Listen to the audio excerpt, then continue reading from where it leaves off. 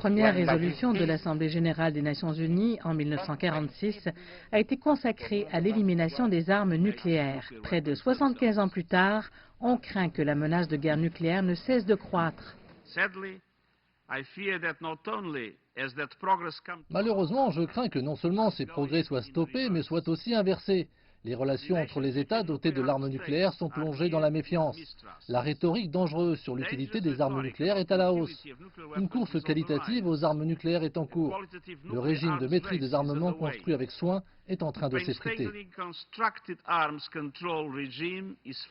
Le chef de l'ONU évoquait l'abandon récent du traité sur les forces nucléaires de portée intermédiaire entre les États-Unis et la Russie et des craintes concernant le déploiement de ces armes en Europe et en Asie.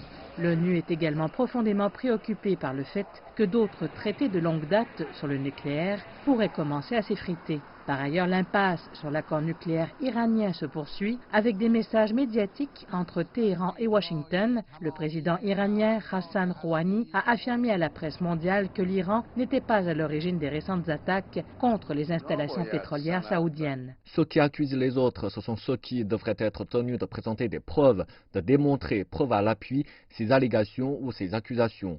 Si cette attaque ne venait pas du sud, venait du nord ou de l'ouest ou de l'est, ceux qui font ces allégations doivent fournir les preuves nécessaires pour étayer leurs propos.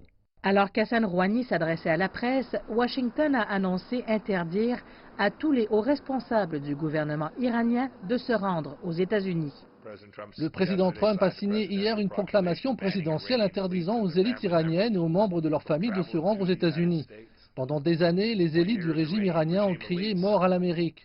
Pendant ce temps, leurs proches sont venus ici pour vivre et travailler. C'est tout.